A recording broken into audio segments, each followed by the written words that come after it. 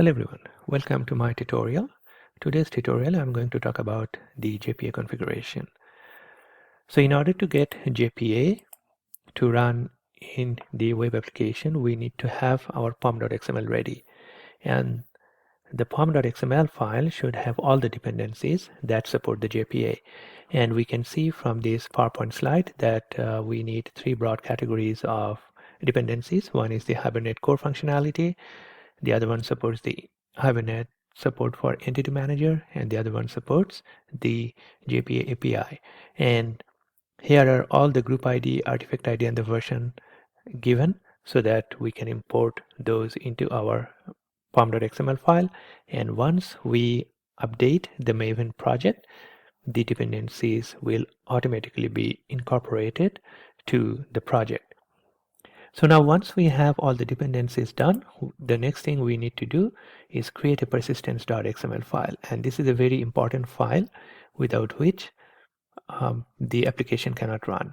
So what it does, it gives some parameters and it sets some properties so that it can connect, the application can connect to the database properly.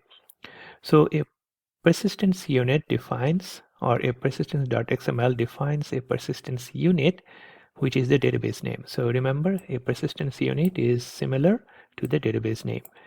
Configure a given JPA unit, defines all the metadata required to bootstrap an entity manager factory, such as entity mapping, data source, transaction, settings, etc. And we'll be talking about the entity manager factory later on. So here is an example of how it may look like. It starts with persistence unit name, and this is the beginning tag, and this is the ending tag. So let's look into the code how it looks like. If I open up the persistence.xml file, you can see that this is an XML file and it has a persistence unit name, and this name is nothing but the name of the database, and then transaction type is resource local. I'll be talking about this later on. And then I have defined all the entities. Okay, so the entities are user, club, event, member, member club, member profile. And if we look into the code, you can see that I have a package com study8 j106 model, and under that I have all these entities. Okay, and entities are nothing but the POJOs with annotations that can understand the JPA. So let's open one of these, user.java, and see that this is a plain Java object with getter and setter methods and properties, but it has some annotations like entity table, and we'll be talking about that later on.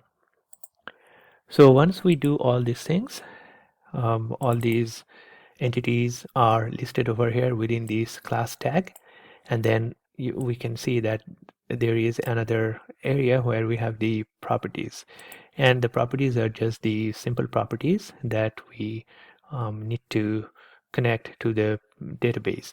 So we can say that this is using a MySQL driver, and the URL to the database, it's JDBC MySQL, and it's pointing to the localhost, and then with the